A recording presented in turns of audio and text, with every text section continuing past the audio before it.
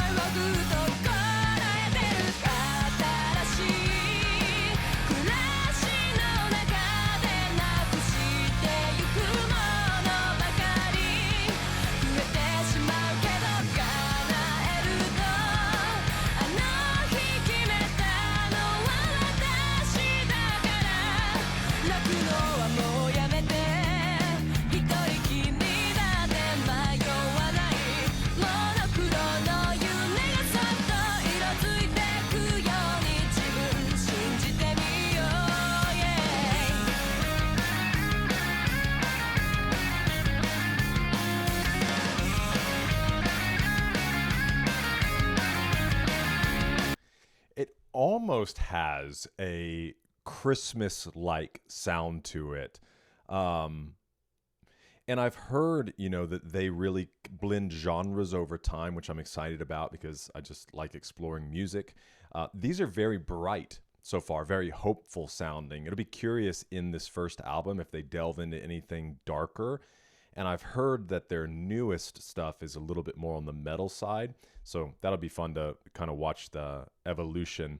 But it sounds very bright, very happy. It'd be funny if when we go look at the lyrics, it's like the exact opposite. You know what's really strange? The song is called Evergreen, which I know has which has, meaning, connotation to it. But evergreens are also like, generally that has to do with a Christmas type thing. So I'd be curious if it's purposefully meant to sound that way. I don't know. That's just the vibe I get.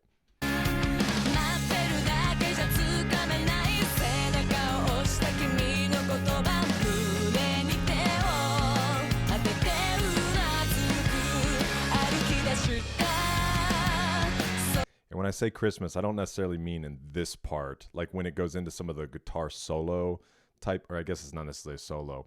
I'll try to point it out.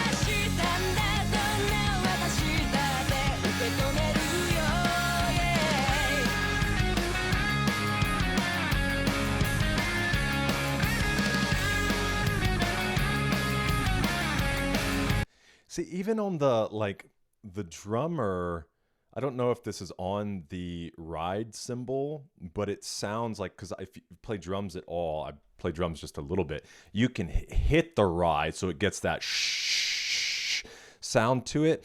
But if you are on really any cymbal, more of the like bell area, if you tap closer to that, you get that higher tinging sound. So even hearing that, it sounds like bells almost.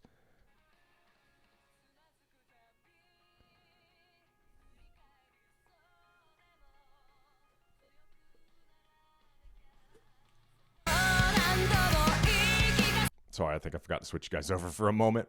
Pardon the interruption. Let's hop back a little bit.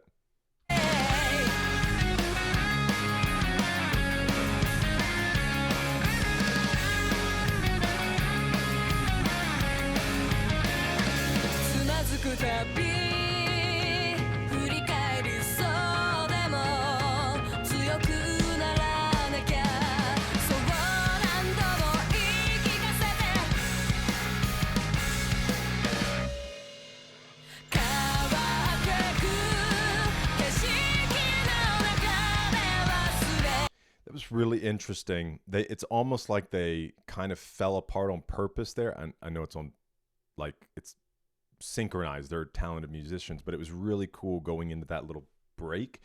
I'll hop it back just a second. They kind of like sounds like they get off time a little bit to hit that break and then come back in strong. It was really fun. And the drummer is crushing it, dude.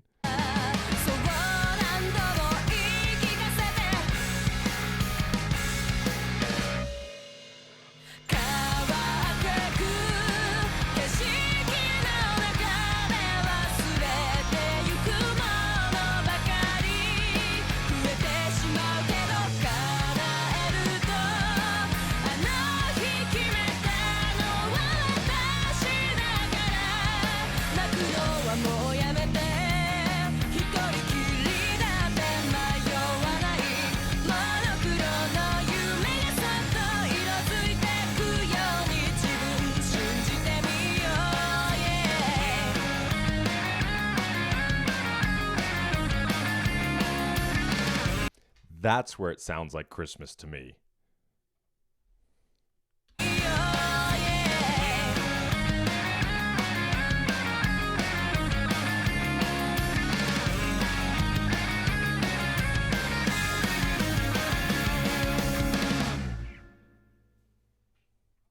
Cool.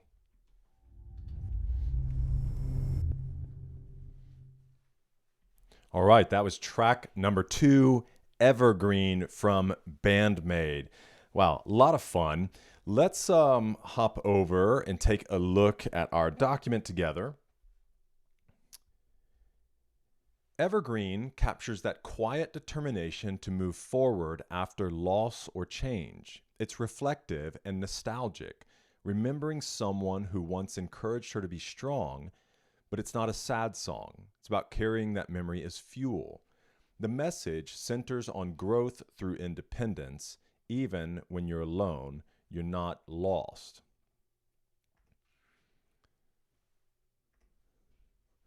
Sorry, editing my document live. It acknowledges that growing up means losing things along the way, but choosing to believe in yourself makes those fading dreams start to bloom again, from monochrome to color. It's a song about transformation, from memory to motion, from grief to grace. Well, it's cool. I mean, evergreens in and of themselves, and I'm not totally versed on the history, but the idea of having like a Christmas tree in your home or evergreens, we have a lot of, gosh, what's it called? It's not holly. What is the green? Is it plant? Vine? The green stuff. Try the green stuff. It's delicious. What is the green stuff people hang around their house at Christmas? This is what we do on this channel, guys. And yes. Garlands. Goodness gracious. Yeah. So, we have I think pine garlands that we kind of hang around the house that are artificial, they look awesome though. But the whole premise too about putting evergreens in your home is it's a really beautiful idea. It's that as the winter comes and it gets cold and everything dies away around you, these evergreens are a picture that it will not always be this way. That even in the midst of winter, there is life. That's even the premise. Like one of the things trees do in the winter is on the outside, everything seems to be dying. But on the inside, the roots are driving deeper and growing deeper. And it is that way in our lives at times too. Sometimes it's the most difficult times of our life that our roots are buried the deepest. Everything on the outside feels or seems like it's falling apart. And maybe it is for a season. But you will come out the other side if you endure the process with deeper roots, stronger, and then you will bloom again. And so the evergreen's a really beautiful idea of that. Let's take a look at the English translation here, my refined version that kind of pulls in the intent of the writer and Japanese culture and all those things. It says, I've been overthinking again this morning as the dull sunlight wakes up. I slip on my sneakers, the wind smells just like it did 365 days ago, and suddenly I remember you. That's neat. It is all that idea too, right? That smells can take you, they transport you. If you need an illustration of that, go watch the movie Ratatouille. Since then, have I managed to move forward at all? I want to hear your voice, but I hold that feeling back. So it's a year from now.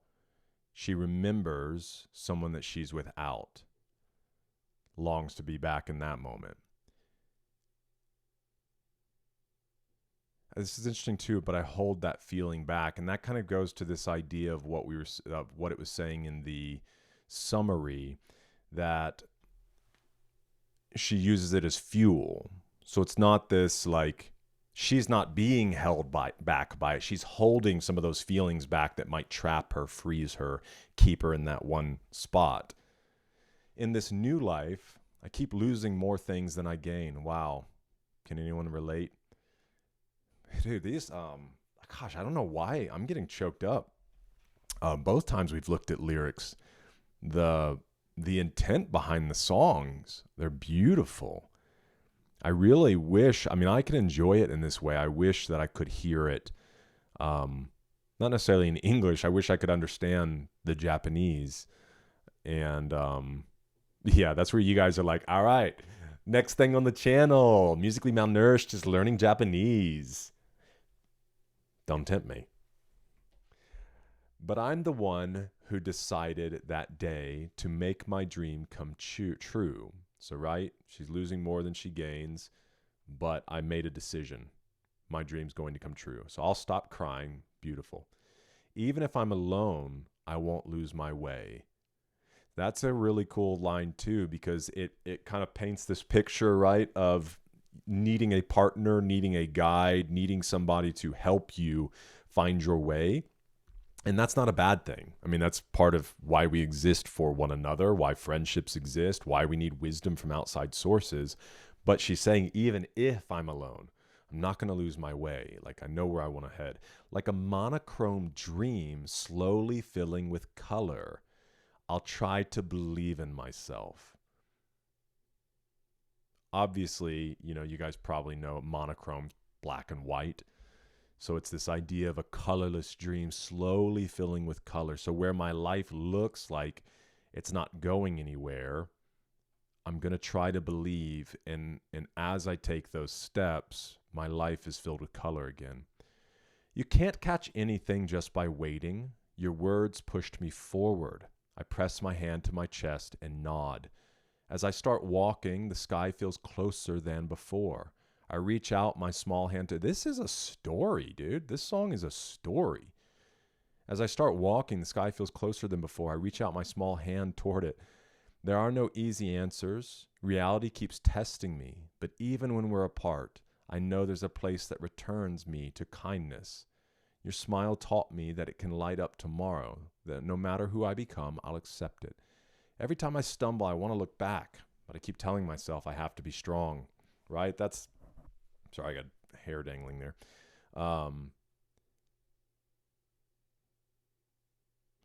This desire to look back. It's interesting because even in the Bible, when the Israelites are in the land of Egypt for 400 years, they're in slavery. Through Moses, these miracles are done, the splitting of the Red Sea, they cross over, the sea closes, destroying Pharaoh's army within it, and then they begin a journey to the land of Canaan, the promised land. It was only supposed to take a short amount of time, but because of their unbelief, basically they go in, they're like, there's no way, dude. Those guys are going to kick our butts. And then there are two young men who believe. They're like, yeah, but look what God has done for us. Are you kidding me? Like, he'll go before us. He'll help us. And the people grumble, and the Lord says, okay, a generation will pass away.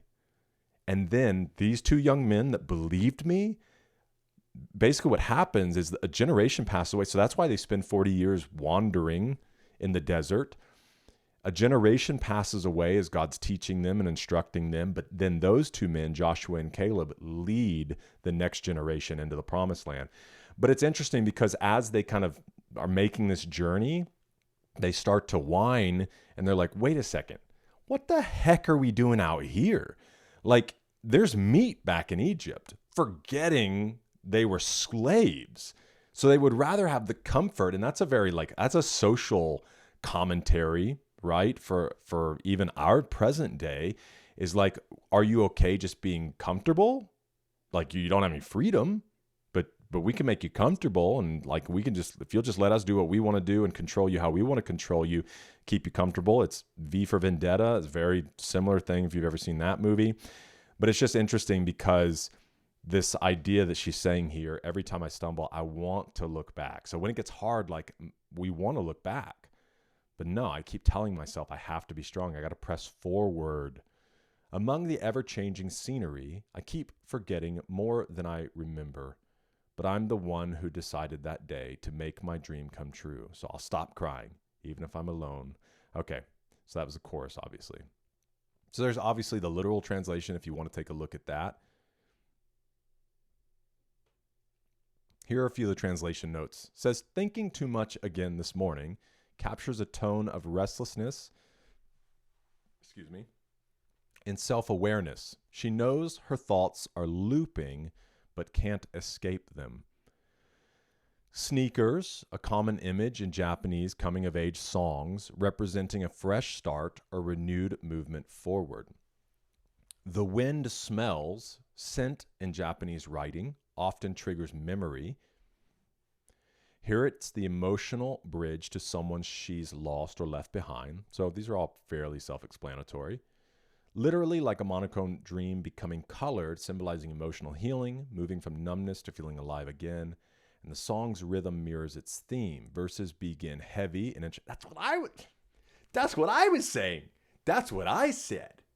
I'm locking in, you guys. Locked in. Sorry.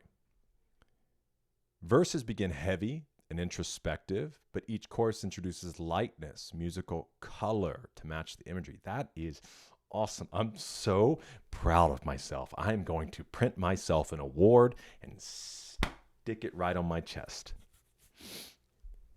Awesome.